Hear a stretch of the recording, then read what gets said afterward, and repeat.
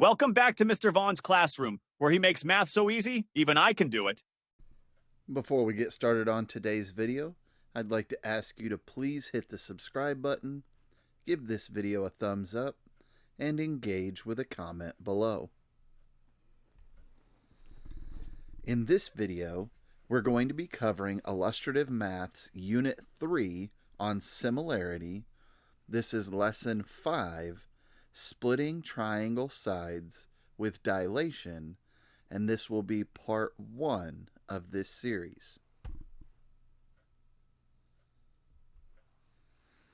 The learning goal for this lesson is to draw segments of connecting midpoints of the sides of triangles.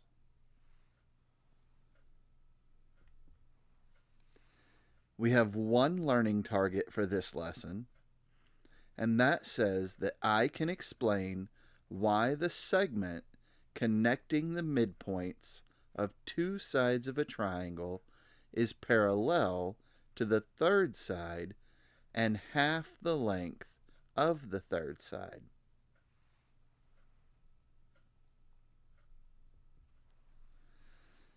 We have two glossary terms. The first is dilation.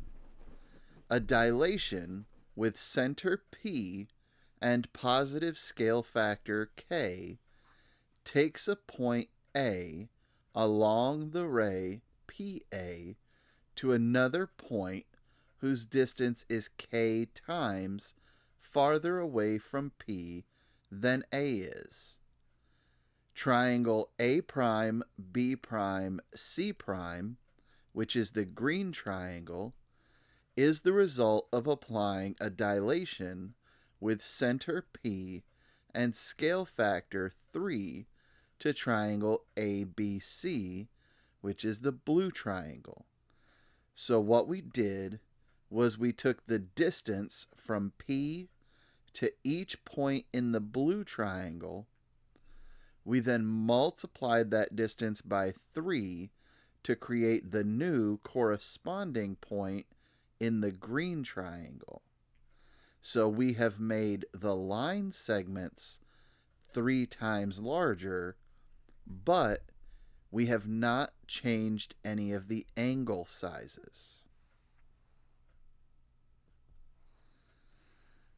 The other glossary term we have is scale factor, the factor by which every length in an original figure is increased or decreased when you make a scaled copy. For example, if you draw a copy of a figure in which every length is magnified by 2, then you have scaled copy with a scale factor of 2. So if you notice, the smaller figure on the left is the original. We have now multiplied every side by 2, so each line segment is 2 times longer, but every angle is still the same. Now that we're done with the introduction, let's take a look at practice problem number 1. Tonight, we're looking for answers. Answers to the age-old question, why does the train from Boston leave 2 hours earlier than the one from New York? Because one of them is lying. Practice problem number 1 wants to know what is the measure of angle A prime, B prime, C. So they are talking about A prime, B prime, C, which is this angle right here. So I mentioned this in the introduction when we were going through the glossary terms, but I think this is a perfect example that shows what I was talking about. What has happened is that we have dilated the original ABC triangle by multiplying it by less than 1, a fraction between 0 and 1. So we can see that line AB has been dilated inwards towards point C at our center. And we can see that these lengths have gotten shorter, but what I want you to notice is that angle ACB, which is this angle right here, never changed. My sides got shorter, but my angle didn't change. When this angle didn't change, neither did any of the other angles.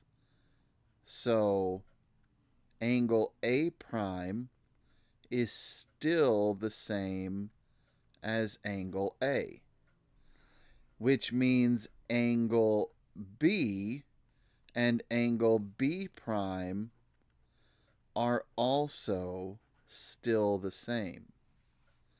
So B is the correct answer. All right. Dilation changes the lengths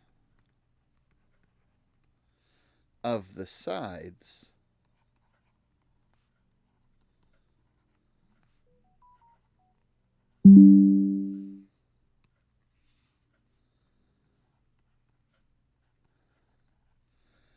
but the corresponding angles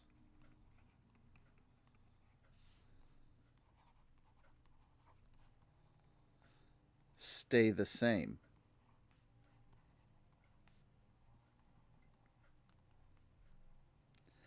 And that is an important fact that we want to make sure we understand. Understand that it is the side lengths that you are multiplying by the growth factor. So the side lengths are getting smaller or the side lengths are getting longer, but the corresponding angles are still staying the same. I hope this helps you understand this fact. If you do still have any questions, feel free to leave a comment below. Some people say this is too complicated, but when we invest in our communities and our education, we can solve any problem. Let's start with this one. Practice problem number 2. Triangle DEF, which is the smaller triangle inside the larger triangle, is formed by connecting the midpoints of the sides of triangle ABC, which is the larger outer triangle.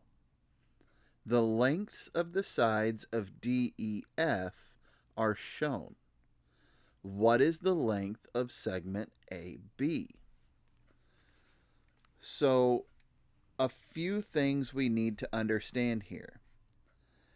I have line segment AB. I'm going to draw that in red here. By connecting the midpoint,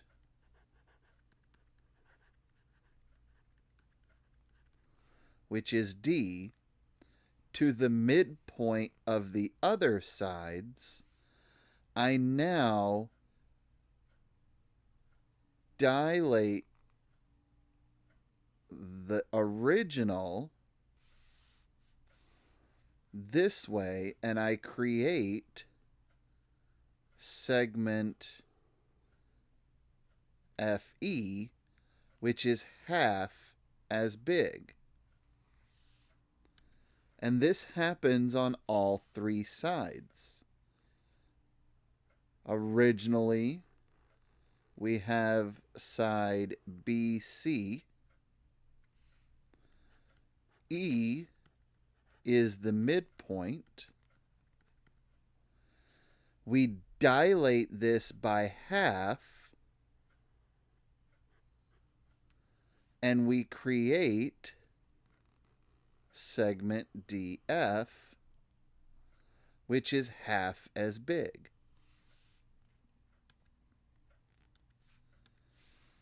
And then our last side, AC, we take the midpoint, which is F, we connect it to the other two midpoints, and we dilate it this direction, and we make it smaller by half, and we create segment DE. So each time we connected the midpoint of a side to the midpoints of the other two sides, we created a line segment that was half as long. So each new segment is half as long as the original. So if DE has a length of 2, then the original AC is twice as big. So AC equals 4.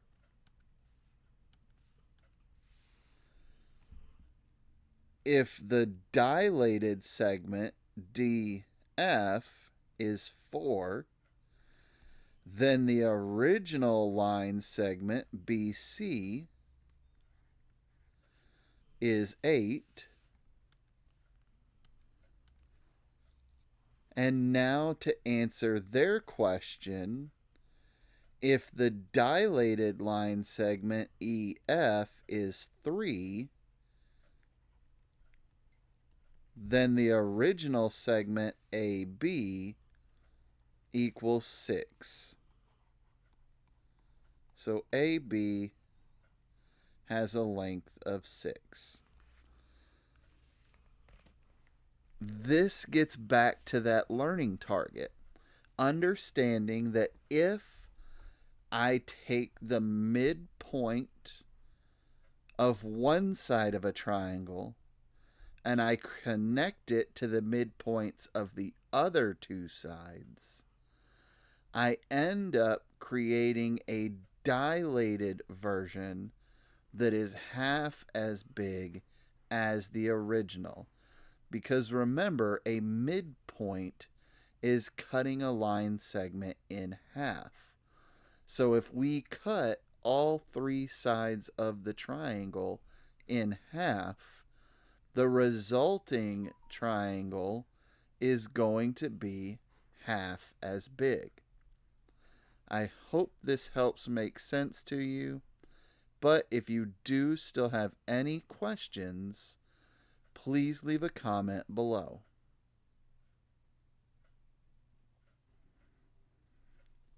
Looking at the learning target from Lesson 5, it said that you can explain why the segment connecting the midpoints of two sides of a triangle is parallel to the third side and half the length of the third side.